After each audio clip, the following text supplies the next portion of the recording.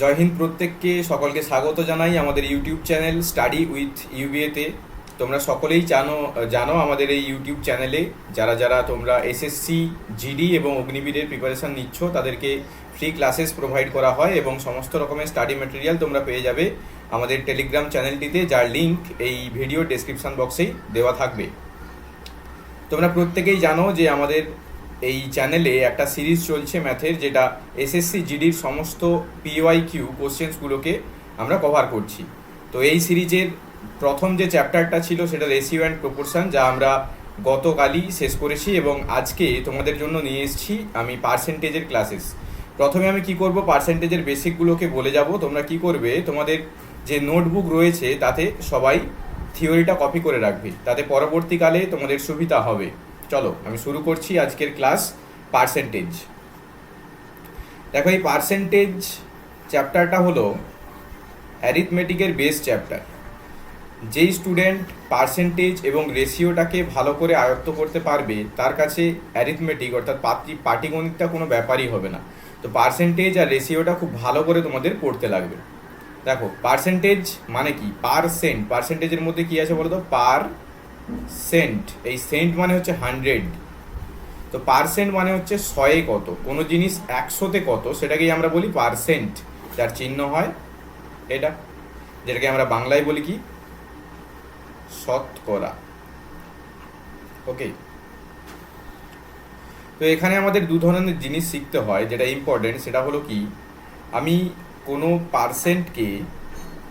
Percent ভ্যালুকে কিভাবে ফ্র্যাকশানে নিয়ে যাব এবং কোনো ফ্র্যাকশন ভ্যালুকে কিভাবে পার্সেন্টে নিয়ে যাব। যদি আমি কোনো পার্সেন্ট ভ্যালুকে ফ্র্যাকশানে নিয়ে যাই, মনে রাখবে আমাদেরকে যেটা করতে হয় সেটা হলো ভাগ, 100 দিয়ে ভাগ। আমি যদি কোনো পার্সেন্ট ভ্যালুকে ফ্র্যাকশানে নিয়ে যেতে চাই তাহলে আমি 100 দিয়ে ভাগ করব, এবং যদি আমি কোনো ফ্র্যাকশান ভ্যালুকে পার্সেন্টে নিয়ে যাই তখন আমি 100 দিয়ে গুণ করব। তো যদি কোনো নাম্বার দেওয়া থাকে সেটাকে আমরা পার্সেন্ট করতে চাই তখন আমি কি করব, 100 দিয়ে গুণ করে দেবো, তাহলে সেটা পার্সেন্টে চলে আসে। এবার যেমন ধরো আমাদেরকে দিয়েছে একটা ফ্র্যাকশান 1/10, এটাকে আমরা পার্সেন্টে কীভাবে নিয়ে যাব।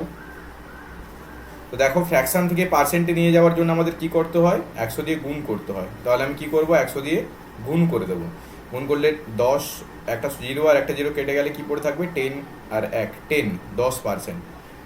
ওকে, ফ্র্যাকশান থেকে পার্সেন্টে গেলাম, 1/10 কত দিল, 10%। একইভাবে যদি আমরা বলি 10%, পার্সেন্ট থেকে যদি আমরা ফ্র্যাকশানে যেতে যাই তখন কি হবে, 10%। দেখো, পার্সেন্ট থেকে যখন আমরা ফ্র্যাকশানে যাচ্ছি কি হচ্ছে, 100 দিয়ে ভাগ করছি, অর্থাৎ নিচে 100 বসছে, তাহলে 10 আর নিচে 100 বসে গেল। তো কি হলো, 0 0 কেটে গেল, অর্থাৎ দিয়ে দেবে আমাদের 1/10, যেটা ফ্র্যাকশান ভ্যালু। এটাকেই আমরা ডেসিমেলে যদি করি, ডেসিমেল অর্থাৎ দশমিক সংখ্যায় করলে কি হবে, 0.1, 1/10 মানে কি 0.1। তাহলে ফ্র্যাকশানে দিচ্ছে 1/10 আর ডেসিমেলে গেলে 0.1। তাহলে কোনো পার্সেন্ট ভ্যালুকে আমরা ফ্র্যাকশানে এবং ডেসিমেলে নিয়ে যেতে পারি, আর কোনো ফ্র্যাকশান ভ্যালুকে আমরা পার্সেন্টেজে নিয়ে যেতে পারি।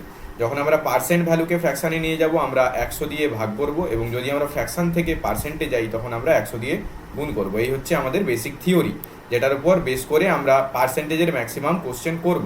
এবং এই পার্সেন্টকে ফ্র্যাকশানে এবং ফ্র্যাকশানকে পার্সেন্ট যারা নিয়ে যেতে পারবে খুব সহজেই, তাদের কাছে পার্সেন্টেজের কোশ্চেন খুবই ইজি মনে হবে। চলো নেক্সট পরের স্লাইডে আমি কিছু ফ্র্যাকশান ভ্যালু লিখে রেখেছি যেটা তোমাদের মনে রাখতে হবে। দেখো, 1/1 অর্থাৎ 1 মানে কি, সবসময় 100%। দেখো, এখানে ছিল 1/1, তো এই 1/1কে যদি আমি 100 দিয়ে গুণ করি তাহলে কি হয়, 1 1 কেটে যায়, তো 100 থাকে, তো এই জন্যই এখানে 100% চলে এসছে। একইভাবে যদি এখানটায় লক্ষ্য করো 1/2কে যদি 100 দিয়ে আমরা গুণ করি তাহলে কি হয়, 250, সেজন্য এখানে আসলো 50%। 1/3কে যদি আমরা 100 দিয়ে গুণ করি কত হয়, 100/3, তো 33 পূর্ণ 1/3, 33 পূর্ণ 1 3% হয়ে যায়। 1/4, 4 25 100, 25%। 1/5, 20%। 1/6 একইভাবে 16 পূর্ণ 2 3, এগুলো কী করে আসে, 1/6 × 100, তো এখান থেকে পেয়ে যাবো আমরা কি 100/6, এটা কত দিয়ে দেবে 16 6 96, 96 রয়ে গেল, তাহলে উপরে 4 আর নিচে 6, তো এটা যদি কাটাকাটি করে দিই 2 2 4 আর 2 2 6, তো এখান থেকে পেয়ে যাবো আমরা 16 পূর্ণ 2 3। একইভাবে 1/7 14, 14 পূর্ণ 2 7%, 1/8 12 পূর্ণ 1 2%, যেটাকে আমরা লিখতে পারি ফ্র্যাকশানে 12, ফ্র্যাকশন বলছি ডেসিমেলে অনেক সময় দিয়ে যায় এটা 12.5%। একইভাবে এটা হতো কি 33.33% ডেসিমেল ভ্যালু। একইভাবে এটা হতো কি 16.66%। যেমন এটা হয় 1/9 11 পূর্ণ 1/9%, যদি আমরা ফ্র্যাকশানে করি 11.11%। 1/10 10% হয়ে যায়। 1/11 9 9 পূর্ণ 1/11, যেটা হয় 9.09%। 1/12 হয়ে যায় 8 পূর্ণ 2 3, যেটা ডেসিমেলে করলে হয় 8.66%। এইভাবে এই সমস্ত ভ্যালুগুলো তোমাদের খুব ভালো করে মনে রাখতে হবে, যেগুলো ইম্পর্টেন্ট আমি আরেকবার বলে দিচ্ছি। 1/2 1/3 1/4 1/5 1/6 1/8 1/9 1/10 1/11 1/12। আর এদিক থেকে 1/15 1/16 খুব ভালো করে মনে রাখতে হয়। 1/15 6 পূর্ণ 2 3 কেন হয়?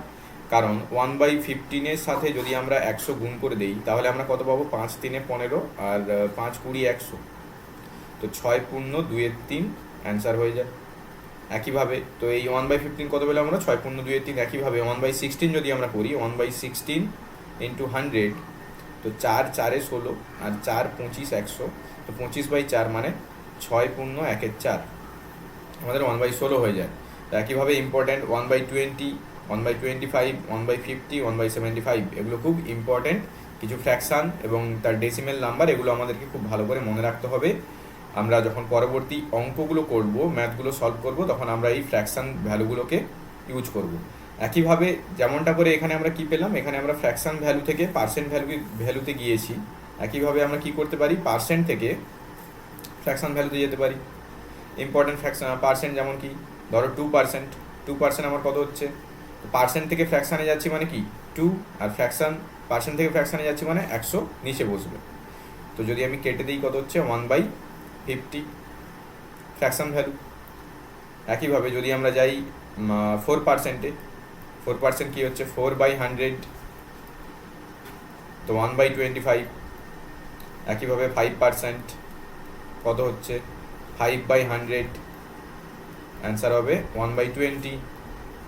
একইভাবে 10% হচ্ছে আমার কত? 10/100, 1/10। 20% 20/100, 1/5। তো এইভাবে আমাদের অ্যান্সার হয়। আর আমরা যদি না জেনে থাকি, যদি আমাদের মনে না থাকে, তো আমরা বের করব কিভাবে? যদি আমাদের পার্সেন্ট থেকে ফ্র্যাকশান চায় 100 দিয়ে ভাগ করে দিলাম, আর যদি ফ্র্যাকশান থেকে পার্সেন্ট চায় 100 দিয়ে গুণ করে দিলাম, যেটা আমি আগের স্লাইডেই বললাম। ওকে, এবার ধরো আমরা জানি 5%-এর ভ্যালু 1/20, তো এখান থেকে আমাদের চেয়ে বসলো যে 35%, তাহলে আমরা কি করে বের করবো? আমরা তো জানি 5%, আমাদের চেয়েছে কত? 35%। এখন 35 মানে কি? 5% ইন্টু 7, তো 5% মানে আমরা কত জানতাম? 1/20, তার সাথে কত গুণ করে দেবো? 7, তাহলে এটা হয়ে যাবে কত? 7/20।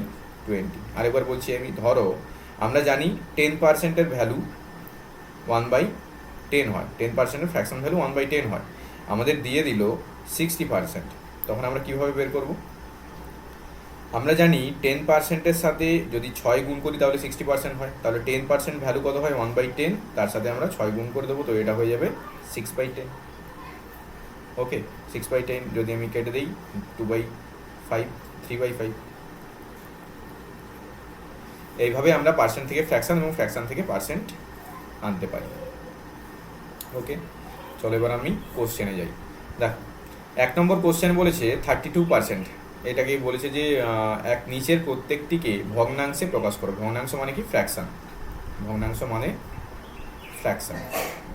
প্রত্যেকটা পার্সেন্ট ভ্যালুকে আমাদের প্রকাশ করতে হবে ফ্র্যাকশন ভ্যালুতে। চলো করি। প্রথম 32%, 32% থেকে আমরা ফ্র্যাকশানে কীভাবে যাব?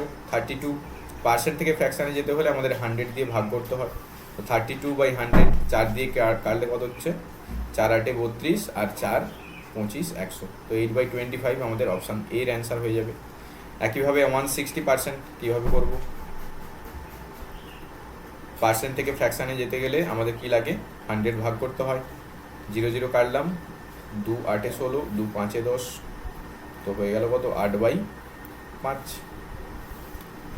একইভাবে 0.8% যদি আমরা ফ্র্যাকশানে করি তাহলে 0.8/100, তো আমাদের ছিল কত 8, তার আগে একটা 8-এর আগে দশমিক ছিল, কিন্তু শেষে দুটো শূন্য থাকার জন্য কি হবে, দশমিক আরও 2 ঘর পিছিয়ে যাবে। তো 1 2 0.008 আমাদের অ্যান্সার হয়ে যাবে। নেক্সট,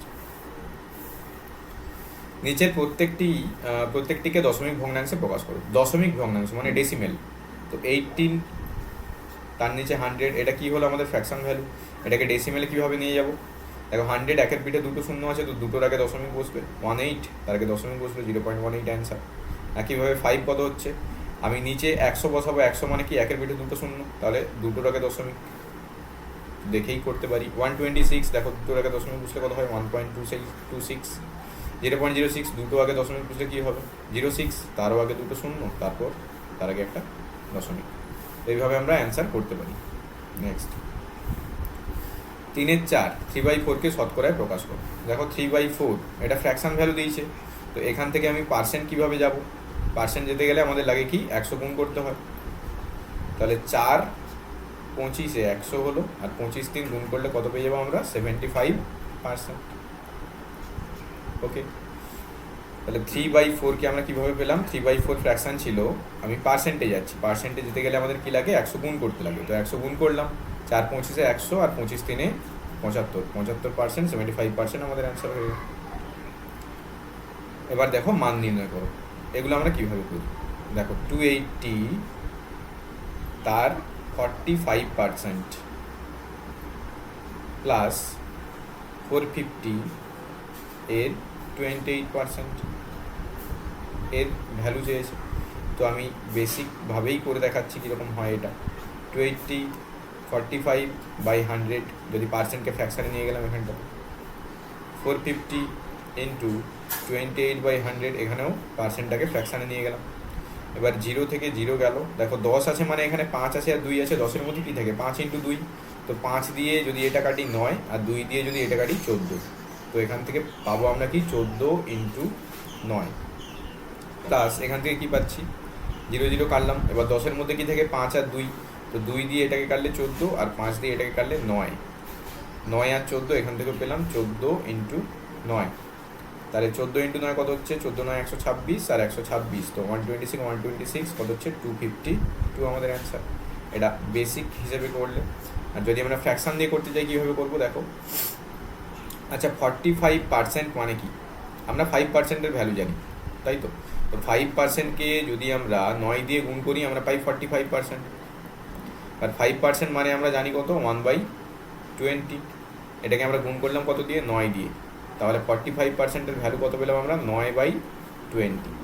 ওকে, তাহলে আমি লিখতে পারি যে 280 এর 45% মানে হচ্ছে 9/20। ওকে, প্লাস 450 এর 28%, দেখো 28%-এর ফ্র্যাকশন ভ্যালু কত হয়, আমরা জানি 4%কে যদি আমরা 7 দিয়ে গুণ করি আমরা 28 পাই, তাহলে 4% আমরা জানি 1/25 হয়, তার সাথে 7 গুণ করলে কত হয়, 7/25, তো এখানে পেলাম আমরা 7/25। ওকে, এবার আমি কাটাকাটি করি, 0 0 2 14, তাহলে এখান থেকে পেলাম 14 ইন্টু 9, এখান থেকে একইভাবে 25 1-এ 25, 25 8-এ 200, 18 7, তাহলে 14 9 126, আর 8-এর সাথে 126, তো একইভাবে আমরা অ্যান্সার পেয়ে গেলাম কত, 250। ওকে, এইভাবে আমরা এই অঙ্কগুলো সলভ করতে পারি। যেটা ইম্পর্টেন্ট সেটা হচ্ছে এই জায়গাটা তোমাদের ভালো করে প্র্যাকটিস করতে হবে। এটা যত কুইক নিয়ে আসতে পারবে তত কুইক অ্যান্সার বেরিয়ে আসবে। চলো নেক্সট কোশ্চেন 5, 120 90-র কত শতাংশ, দেখো 120 90-এর কত শতাংশ। দেখো এখানে বেস ভ্যালু কত, যার সাথে এর জুড়ে থাকে, কার সাথে এর জুড়ে আছে, 90-র সাথে, তো 90-কে আমরা নিচে লিখলাম, আর কত চেয়েছে 120, 120 90-র কত শতাংশ? শতাংশের জন্য আমাদের কি আনতে হবে? ইন্টু 100%। 0 থেকে 0 গেল, 3 3 9, 3 4 12 আর 0, তো 400/3%। এটা আমাদের দিয়ে দেবে কত? 3 1 3, 10 3 3 9, 10 3 3 9, 1/3%। এটা আমাদের অ্যান্সার। যদি আমরা ডেসিমেলে বের করতে চাই তাহলে কত হতো? 133, আর 1/3 মান আমরা জানি কত? 0.33%। নেক্সট দেখো, 5 গ্রাম 1 কেজির কত শতাংশ? এটা জানার জন্য আমাদের যেটা দরকার সেটা হচ্ছে মেট্রিক। আশা করি মেট্রিক পদ্ধতি সবাই জানো। দেখো কিভাবে হয়, কিলোমিটার, হেক্টো, ডেকা,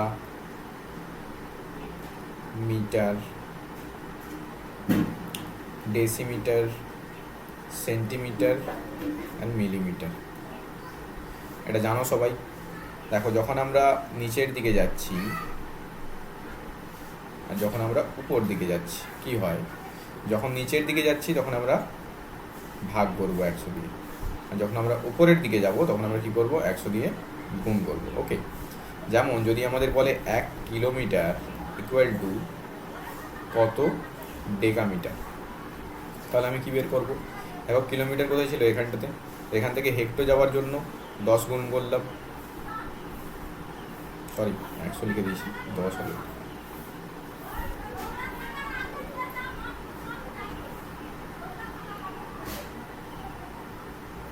প্রত্যেকটা ঘরের জন্য যখন আমরা নিচে যাব 10 ভাগ করবো, আর যখন আমরা উপরে যাব তখন 10 গুণ করবো।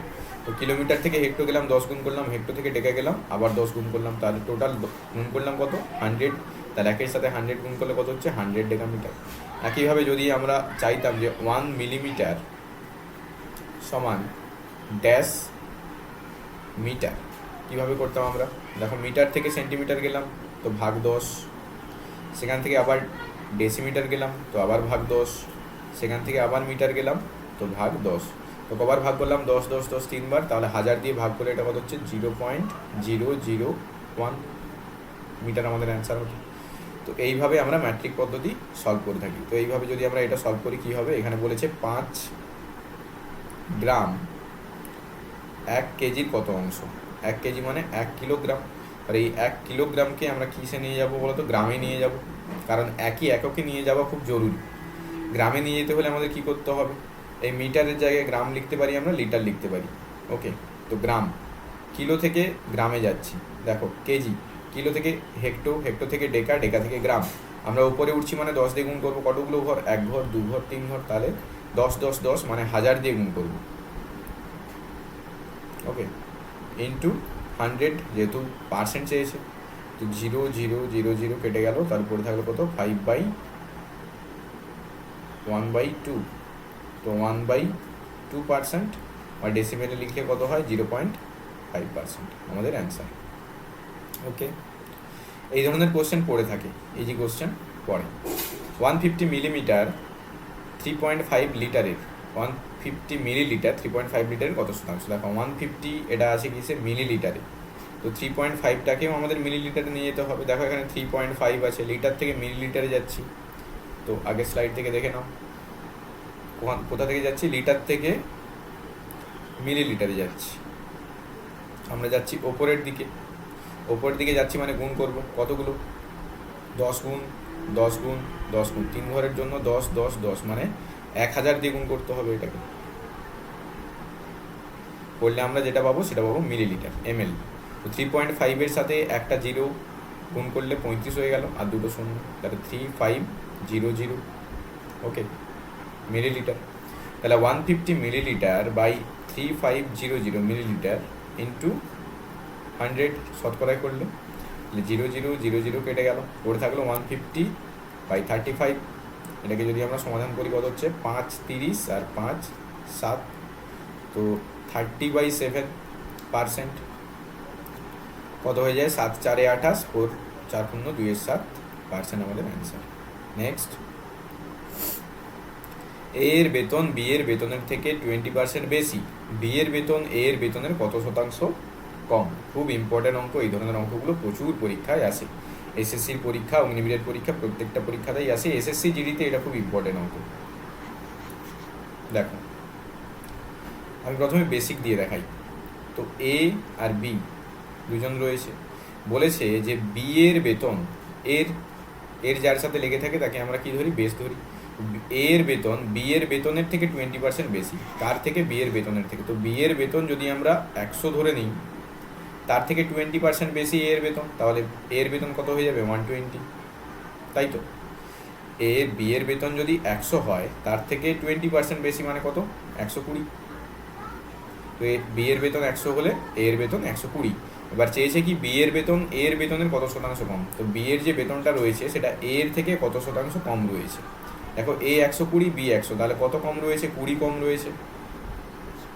কার থেকে কম রয়েছে? 120 থেকে 20 কম, তাহলে 120 নিচে হবে। যত বেশি হবে বা যত কম হবে উপরে লিখবো, যার থেকে বেশি হবে বা যার থেকে কম হবে সেটা নিচে লিখবো, ইন্টু 100%-এর জন্য। তো 20, 6, 120, 1/6%। 1/6 কত হয় যদি তোমাদের মনে থাকে সাথে সাথে লিখে দিতে পারবে, 16.283%। দেখো লিখেছিলাম আমরা, দেখো 1/6, 16.283%। আমরা এই ফ্র্যাকশনগুলো এই জন্যই মুখস্থ করে রাখি, কারণ আমরা এই ধরনের অঙ্কে এগুলো যাতে ইউজ করতে পারি ভালোভাবে। ওকে, তো এইভাবে আমরা অ্যান্সার বের করতে পারতাম। এবার যদি আমরা এক্সাম অ্যাপ্রোচে দেখি তাহলে আমরা কীভাবে করবো, দেখো এ এবং বি বলেছে 20%-এর ফ্র্যাকশন ভ্যালু কত? 1/5। আমরা আগেই করে এসেছি 1/5। 1/5 যদি হয়, ধরো 5 হচ্ছে বি এর বেতন, 5 হলো আমার বি এর বেতন, তাহলে এ এর বেতন কত? 1 বেশি হবে। 1 বেশি মানে কত? 5-এর থেকে 1 বেশি মানে 6। তাহলে এ এর বেতন 6 আর বি এর বেতন 5। এবার বলেছে বি এর বেতনটা এ এর বেতন থেকে কত কম। দেখো কত কম হচ্ছে? 1 কম। কতর থেকে কম? 6-এর থেকে কম। তাহলে 1/6 আমরা এখান থেকে পেয়ে যেতাম কত? 16.283%। ওকে, তো এইভাবে অ্যান্সারগুলো আসে। দেখো 9, একই ধরনের অঙ্ক তোমরা একবার চেষ্টা করবে, তারপর আমি করে দেবো। দেখো যদি এ এর বেতন বি এর বেতনের চেয়ে 25% কম হয়, আমি প্রথম এক্সাম অ্যাপ্রোচ থেকেই দেখাচ্ছি। দেখো 25% মানে কত? 1/4। তো বি এর বেতন বি এর থেকে 25% কম হয়। 25% কম কার থেকে? বি এর থেকে। তাহলে বি বেস, তো বি যদি 4 হয়, তার থেকে 1 কম হয়। 1 কম হলে কত হয়? 3। তাহলে বি এর বেতন 4 হলে 1-এর বেতন 3, এই রেশিওতে আছে। এইবার বলেছে যে বি এর বেতন এ এর বেতনের থেকে কত শতাংশ বেশি। বি এর বেতন এ এর বেতন থেকে কত শতাংশ বেশি? 1 বেশি। 4 থেকে 3 কত? 1 বেশি। কার থেকে বেশি? 3-এর থেকে বেশি। তাহলে 1/3 ভ্যালু আমরা কত পেয়ে যাই? 33.13% আমাদের অ্যান্সার হয়ে যায়। ওকে, এবার যদি আমরা লং মেথডে দেখি তাহলে এটা কীরকম হয়, যে আমি বি ধরলাম, এ ধরলাম, এতেও বেশি সময় থাকে না। ক্যালকুলেশান যদি ঠিকঠাক থাকে তোমাদের, এতেও বেশি সময় লাগবে না। তো ক্যালকুলেশানের ওপর একটু কাজ করতে হবে। ওটা কীভাবে আসবে? প্র্যাকটিস করতে করতে ক্যালকুলেশানটা ঠিকঠাক হয়। দেখো বি এর বেতন যদি আমি ধরে নিতাম 100, তাহলে এ এর বেতন কত হতো? 25% কম, মানে 100 থেকে 25 কম, অর্থাৎ 75। তাহলে বি এর বেতন কত বেশি হতো? এ এর থেকে 25। কার থেকে? 75-এর থেকে, ইন্টু 100। তো 25 1-এ 25, 25 3-এ 75, তো 100/3 কী হয়ে যেত? 33.13%। এখান থেকেও অ্যান্সার আসতো। ওকে, তো দুভাবেই অ্যান্সার আসছে কি? 33.13%। দেখো নেক্সট কোশ্চেন, যদি চায়ের দাম 20% বৃদ্ধি পায়, তাহলে খরচ অপরিবর্তিত রেখে চায়ের ব্যবহার কত শতাংশ কমাতে হবে। দেখো এই অঙ্কগুলো আমি তোমাদের পরের ক্লাসে দেখাবো, আজও দেখিয়ে দিচ্ছি একবার। দেখো প্রাইস আর কনজামশান থেকে আমরা পাই এক্সপেন্ডিচার। প্রাইস মানে কোনো জিনিসের দাম, কনজামশান মানে সেটা আমরা কতটা ইউজ করছি, আর এক্সপেন্ডিচার মানে কি? এই প্রাইস আর কনজামশান যদি গুণ করি তাহলে আমরা পাই এক্সপেন্ডিচার, খরচ। ওকে, তো চায়ের দাম 20% বৃদ্ধি পেয়েছে। 20%-এর ভ্যালু কত? 20% মানে কি? 1/5। তাহলে যদি চায়ের দামটা আগে 5 থাকতো, এখন হয়েছে কত? 1 বেড়ে গেছে 6। যদি 5 থাকতো, 5 থেকে 1 বেড়ে গেলে কত হয়? 6 হয়ে যায়। তাহলে এক্সপেন্ডিচার কী হয়, এক্সপেন্ডিচার অপরিবর্তিত রাখছি আমি, তাহলে 5 আর 6 দিয়ে ভাগ যায় এরকম একটা সংখ্যা নিয়ে নাও 30। তো ধরে নাও আগেও এক্সপেন্ডিচার 30 ছিল, এখনও এক্সপেন্ডিচার 30 আছে, তাহলে কনজামশান আমার কত হবে, 30 থেকে 5 ভাগ গেলে 6, আর 30 থেকে 6 ভাগ গেলে 5। কারণ কি, যদি চায়ের দাম 5 টাকা হয় আর আমার খরচ হয় 30 টাকা, তাহলে আমি কিনেছি কত, 6 পরিমাণ চা। যদি 1 কেজি চায়ের দাম 5 টাকা, আমি 30 টাকার চা কিনেছি, তাহলে আমি কত কেজি চা কিনেছি, 6 কেজি। আর যদি চায়ের দাম 6 টাকা, 1 কেজির দাম 6 টাকা হয় আর আমি 30 টাকার চা কিনি, তাহলে আমরা কনজামশান আমাদের কত হবে, 5 কেজি। তো সেই জন্য যদি এক্সপেন্ডিচার থেকে প্রাইস ভাগ করি তাহলে আমরা পাই কনজামশান, যদি এক্সপেন্ডিচার থেকে প্রাইস ভাগ করি তাহলে আমরা পাই কনজামশান। তাহলে আমাদের কনজামশানটা কমেছে কত, আমরা কত ব্যবহার করা কমিয়েছি, আগে 6 পরিমাণ ব্যবহার করতাম, এখন 5 পরিমাণ ব্যবহার করছি, তাহলে কমিয়েছি কত, 1 পরিমাণ। আগে ব্যবহার করতাম কত, 6 পরিমাণ, 1 কমিয়েছি কার ওপর, 6-এর ওপর, তাহলে 1/6, অ্যান্সার হয়ে যাবে কত, 16, 2/3%। 1/6 এর ফ্র্যাকশন ভ্যালু আমরা জানি 16, 2/3%। ওকে, নেক্সট। যদি চিনির দাম 10% হ্রাস পায় তাহলে চায়ের নয়, এখানে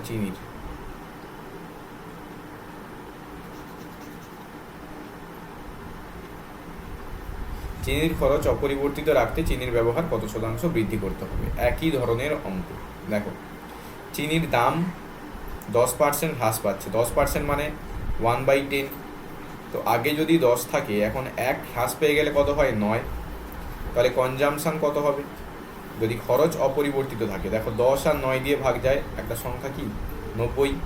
তো আমি ধরলাম আগেও 90 খরচা করতাম, এখনও 90 খরচা করছি, তাহলে এক্সপেন্ডিচার বাই প্রাইস কনজামশান দেবে 90/10, 90/9, 10।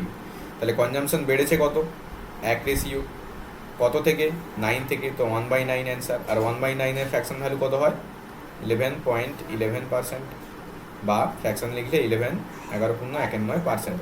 এটা আমরা আগেই করেছি। দেখো 1/9, 11.19%, আর ফ্র্যাকশন লিখলে 11.11%। তো এইভাবে আমরা অ্যান্সারটা আনতে পারতাম। আর ওই ফ্র্যাকশানগুলো মনে থাকলে আমাদের এই অ্যান্সারগুলো খুব দ্রুত হয়ে যায়। এই ধরনের কোশ্চেন আমি পরের দিনও করাবো, সেখানে তোমরা দেখতে পাবে, আরও ভালোভাবে বুঝাবো তখন। আর এই ধরনের কোশ্চেন খুব ইম্পর্ট্যান্ট কোশ্চেন পরীক্ষায় আসে, এসএসসির পরীক্ষায়। তাহলে আজকে পার্সেন্টেজের ক্লাস এতটাই থাকলো, তোমরা ভালো করে প্র্যাকটিস করবে বাড়িতে। আর এই ফ্র্যাকশানগুলো যেগুলো দিয়েছি এগুলো তোমরা নোটবুকে কপি করে ভালো করে মুখস্থ করে রাখবে, কারণ যেভাবেই হোক এগুলো মুখস্থ করতে হবে, তাহলে তোমরা যখন অঙ্ক করবে সেখানে তোমাদের সুবিধা হবে। চলো এখানেই শেষ করছি আমরা আজকের পার্সেন্টেজের ক্লাস।